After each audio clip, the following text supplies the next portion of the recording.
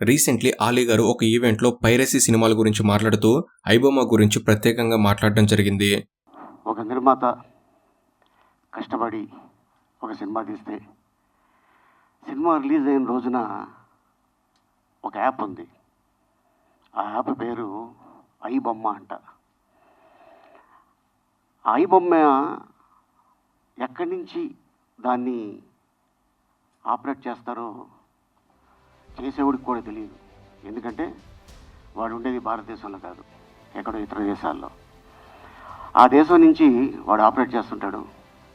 ఐబొమ్మ అనే ఒక యాప్ మీరు థియేటర్లో కూడా అంత క్వాలిటీ ఉండదేమో, అంత అద్భుతమైన క్వాలిటీతో పాటు ఎవడి పర్మిషన్ లేకుండా, ఎవరిని అడగాల్సిన అవసరం లేకుండా దాన్ని చక్కగా వాడు రిలీజ్ చేసి, మరి దాని మీద ఐబొమ్మ అనేవాడు ఎంత సంపాదిస్తున్నాడో నాకైతే తెలియదు, ఆ భగవంతుడికి తెలియాలి. నాకు తెలిసి ఐబొమ్మ వెబ్సైట్ గురించి తెలియని వారంటూ నేడు ఎవరు ఉండకపోవచ్చు. కొందరు దీన్ని పేదవాడి free cinema theatre OTT platform లాగా చెప్తారు. ఎందుకంటే ఈ రోజే ఒక మూవీ రిలీజ్ అవబోతుంది అంటే ఆ మూవీ యొక్క టికెట్స్ దొరుకుతాయో లేదో తెలియదు, కానీ ఫస్ట్ షో పూర్తయి నెక్స్ట్ షో మొదలయ్యే టైంకి ఈ ఐబొమ్మలో మాత్రం థియేటర్ ప్రింట్తో ఫుల్ మూవీ దొరికేస్తుంది. అది కూడా ఎలాంటి డబ్బులు లేకుండా ఫ్రీగా చూడవచ్చు. ఇది మాత్రమే కాదు, ఓటీటీ ప్లాట్ఫామ్స్లో ఏ సినిమా రిలీజ్ చేసినా కూడా వెంటనే ఆ మూవీ యొక్క హెచ్డి క్వాలిటీ ప్రింట్ అనేది ఈ వెబ్సైట్లోకి వచ్చేస్తుంది. అందుకనే నేడు ఐబొమ్మ అనేది విపరీతంగా ఫేమస్. ఇది తెలియని వారంటూ లేరు. కానీ ఈ ఐబొమ్మ అనేది చూసే ప్రేక్షకుడికి వరమే అవ్వచ్చు, కానీ సినిమా తీసే బృందానికి మాత్రం శాపం. ఎందుకంటే ఎంతో నష్టంలో చూస్తున్నారు. మరి అలాంటప్పుడు సినిమా వాళ్ళు కానీ ఓటీటీ ప్లాట్ఫామ్స్ అయిన అమెజాన్, నెట్ఫ్లిక్స్, ఆహా, హాట్స్టార్ వీళ్ళంతా కూడా ఎందుకనే ఐబొమ్మ పైన ఎలాంటి యాక్షన్ తీసుకోలేకపోతున్నారు? అలాగే ఐబొమ్మ వెబ్సైట్ నుండి మన సినిమాలు చూడటం కానీ లేదా డౌన్లోడ్ చేసుకోవడం కానీ లీగలా, ఇల్లీగలా? ఇలా చేయడం వల్ల సినిమా వాళ్ళు మన మీద ఏమైనా యాక్షన్ తీసుకుంటారా? ఒకవేళ ఇది ఇల్లీగల్ యాక్టివిటీ అయితే థియేటర్లో చూడకుండా ఇలా ఐబొమ్మలో చూస్తున్నందుకు అసలు ఈ ఐబొమ్మ వాళ్ళకి డబ్బులు ఎలా వస్తున్నాయి? అలానే ఐబొమ్మలో సినిమా చూడడం వల్ల మన మొబైల్లోకి ఏమైనా వైరస్ కానీ మాల్వేరస్ కానీ వస్తాయా? ఇలా మనలో మెదులుతున్న ఎన్నో ప్రశ్నలకు సమాధానాలని ఈ వీడియోలో మీకు తెలియజేయబోతున్నాను. వీడియో అనేది ఇన్ఫర్మేటివ్గాను ఇంట్రెస్టింగ్గానే ఉంటుంది, కనుక మిస్ కాకండి. అండ్ ఇలాంటి మరెన్నో ఇన్ఫర్మేటివ్ వీడియోస్ని మీ కొరకు తెచ్చేందుకు మీ సపోర్ట్గా జస్ట్ లైక్ చేయండి చాలు. సో ఇక లేట్ చేయకుండా let's get into the video.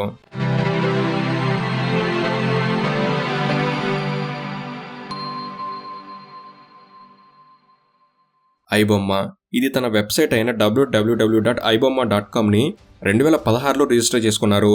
అయితే ఇలా ఐబొమ్మలో సినిమాలు చూడడం అనేది 100% ఇల్లీగల్ యాక్టివిటీ. ఎందుకంటే ఆల్రెడీ కాపీరైట్స్ ఉన్న కంటెంట్ని ఈ ఐబొమ్మ వాళ్ళు వాళ్ళ వెబ్సైట్లో పెడుతున్నారు. అలా పెట్టిన కంటెంట్ని మనం చూస్తున్నామంటే మనం ఇల్లీగల్ యాక్టివిటీ చేస్తున్నట్లు. మరి అలాంటప్పుడు మన మీద ఎందుకు ఎవరు యాక్షన్ తీసుకోవట్లేదు అంటే థియేటర్కి వెళ్ళి చూసేవారి సంఖ్య కంటే కూడా ఇలా ఐబొమ్మ వెబ్సైట్లో సినిమాలు చూసేవారి సంఖ్య ఎక్కువ. మరి అంతమంది మీద ఎవరైనా ఎలా యాక్షన్ తీసుకుంటారు? అందుకే ఐబొమ్మలో సినిమాలు చూడడం అనేది ఇల్లీగల్ యాక్టివిటీ అయినా కూడా ఎక్కువ మొత్తంలో ప్రజలు ఇలా చేస్తున్నారు కాబట్టి ఎవరికి ఎలాంటి ప్రాబ్లం ఉండట్లేదు.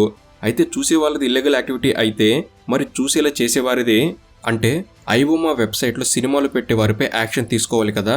ఎందుకని వాళ్ళని ఎవరూ ఏమనట్లేదు అనే ప్రశ్న కలగవచ్చు.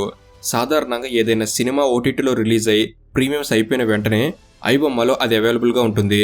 అలా జరిగితే ఓటీటీ వాళ్ళు ఎలా ఫేస్ చేస్తారు అంటే మన లైఫ్లో మనకి ఏమైనా ప్రాబ్లం వస్తే మనం ఎలా అయితే పోలీస్ వాళ్ళ దగ్గరికి వెళ్తామో అలానే ఇంటర్నెట్లో ఏమైనా ప్రాబ్లం వస్తే ఇంటర్నెట్ సర్వీస్ ప్రొవైడర్ ఐఎస్పీ వాళ్ళకి కంప్లైంట్ చేస్తారు. ఇదే వేలో ఓటీటీ వాళ్ళు కూడా వాళ్ళ కాపీరైట్ కంటెంట్ని ఐబొమ్మ కాపీ చేశారని ఐఎస్పీ వాళ్ళకి చెప్తారు. దాంతో వెంటనే ఐబొమ్మ వెబ్సైట్లో ఏదైతే డొమైన్ ఉందో అంటే ibomma.comని ఐఎస్పీ వారు బ్లాక్ చేస్తారు. కానీ దీని వెనక ఉండి నడిపించే వారిని పట్టుకొని వాళ్ళ మీద యాక్షన్ తీసుకోవడం అనేది మాత్రం చాలా కష్టం. కష్టం అంటే పట్టుకోలేరని కాదు. ఎందుకు అలా అంటే మామూలుగా అమెజాన్లో ఏదైనా ఇల్లీగల్ ఇష్యూ జరిగితే దాని ఓనర్ అయిన జెఫ్ బెజోస్ని అడగవచ్చు. కానీ ఇక్కడ ఐబొమ్మలో ఎవరిని అడగలరు? దీనికి ఓనర్ ఎవరో కూడా మనకు తెలియదు. అందుకే వాళ్ళని పట్టుకోవాలి అంటే చాలా టైం పడుతుంది. అలానే దానికి చాలా పెద్ద ప్రాసెస్ ఉంటుంది. అయితే ఐఎస్పీ వాళ్ళు ఐబొమ్మ డొమైన్ని బ్లాక్ చేశారు కదా, మరి ఎలా ఐబొమ్మలో మూవీస్ అనేవి స్ట్రీమ్ అవుతున్నాయి అంటే మామూలుగా ఒక సైట్ని రన్ చేయాలి అంటే హోస్టింగ్, డొమైన్ అనే ఈ రెండు కావాలి. హోస్టింగ్ అంటే సర్వర్లో ఒక స్పేస్, అంటే మన ఫోన్లో ఇంటర్నల్ స్టోరేజ్ కానీ మెమరీ కార్డ్ లాగా కంటెంట్ అంతా కూడా అక్కడ సర్వర్లో సేవ్ అయి ఉంటుంది. దాన్నే హోస్టింగ్ అంటారు. ఇక డొమైన్ అంటే పర్టికులర్ అడ్రస్, అంటే మన డేటా అంతా ఎక్కడ స్టోర్ అయి ఉంటుందో ఆ డేటాకి డొమైన్ అనేది అడ్రస్. డొమైన్ అంటే సింపుల్గా చెప్పాలంటే వెబ్సైట్. అయితే ఇంటర్నెట్లో అన్ని ఇష్యూస్ని సాల్వ్ చేసే ఐఎస్పీ వాళ్ళు కేవలం అడ్రస్ని మాత్రమే బ్లాక్ చేయగలరు. ఐబొమ్మలో ఉండే కంటెంట్ని మాత్రం వారు బ్లాక్ చేయలేరు లేదా డిలీట్ చేయలేరు. ఎందుకంటే ఐబొమ్మ వాళ్ళు వాళ్ళ కంటెంట్ని అంతా వాళ్ళ స్ట్రీమ్స్లో వాళ్ళ సిస్టమ్స్లో స్టోర్ చేసుకుని ఉంటారు కాబట్టి అందుకే ఇలా పైరసీ వెబ్సైట్స్ రన్ చేసే వాళ్ళు ఒకే డొమైన్ని వాడరు. ఇలాంటి పరిస్థితి వస్తుంది అంటే డొమైన్స్ని బ్లాక్ చేస్తారని తెలిసే చాలా డొమైన్స్ని కొనిపెట్టుకుంటారు. ఒకటి బ్లాక్ చేస్తే వెంటనే మూవీ స్ట్రీమింగ్ కోసం వేరొక డొమైన్ యూజ్ చేస్తారు. అయితే ఐబొమ్మ సేఫ్ అయినా అంటే 100% ఐబొమ్మ సేఫ్ కాదు. ఎలా అంటే ఈ వెబ్సైట్ని వాడడం వల్ల మన ఫోన్లోకి మాల్వేర్స్ వైరస్ రావడానికి ఛాన్స్ ఉంటుంది. అయితే ఐబొమ్మలో మూవీ స్ట్రీమ్ చేసినంతసేపు ఎలాంటి ప్రాబ్లం ఉండదు, కానీ ఎప్పుడైతే ఐబొమ్మ నుండి మూవీస్ డౌన్లోడ్ చేయడానికి డౌన్లోడ్ ఆప్షన్ ప్రెస్ చేస్తామో అప్పుడు ఆటోమేటిక్గా కొన్ని ట్యాబ్స్ ఓపెన్ అవుతాయి. దాంతో మనకు తెలియకుండానే మాల్వేర్స్ మొబైల్లోకి వచ్చేస్తుంది. ఈ మాల్వేర్స్ వల్ల మొబైల్లోకి చాలా వైరస్ వచ్చేస్తుంది. వైరస్ రావడం వల్ల మొబైల్ స్లో అవ్వడం, హ్యాంగ్ అవ్వడం, ఇలా మొబైల్లో రకరకాల ఇష్యూస్ వస్తాయి. అంతేకాకుండా ఈ వైరస్ వల్ల మొబైల్లో యాడ్వర్స్ కూడా వస్తాయి. అందువల్ల చాలా యాడ్స్ వస్తాయి. దాంతో మొబైల్ డేటాని ఎక్కువ కన్జ్యూమ్ చేయడమే కాక మొబైల్లో ఛార్జింగ్ కూడా ఈజీగా తగ్గిపోతుంది. ఇవే కాక వైరస్ వల్ల ఫోన్లో స్పైవేర్స్ వస్తాయి. దానివల్ల మొబైల్లో ఉండే పర్సనల్ డేటాకి సెక్యూరిటీ ఉండదు. ఇక ఐబొమ్మ వాళ్ళకి డబ్బులు ఎలా వస్తాయి అనే విషయానికి వస్తే, ఐబొమ్మలో మనం మూవీ చూడడం స్టార్ట్ చేయగానే కొన్ని యాడ్స్ అనేవి వస్తాయి. ఆ యాడ్స్ వల్లనే ఐబొమ్మ వారికి డబ్బులు వస్తాయి. అలానే ఈ ఐబొమ్మ వారు కొన్ని బ్రాండ్స్ వాళ్ళతో కొలాబరేట్ అవుతారు. అయితే మనం ఐబొమ్మ మూవీ డౌన్లోడ్ కోసం డౌన్లోడ్ ఆప్షన్ ప్రెస్ చేయగానే కొన్ని యాడ్స్ ప్లే అవుతాయి. అవి మనం చూడడం వల్ల కూడా ఐబొమ్మ యాజమాన్యం వారికి డబ్బులు వస్తాయి.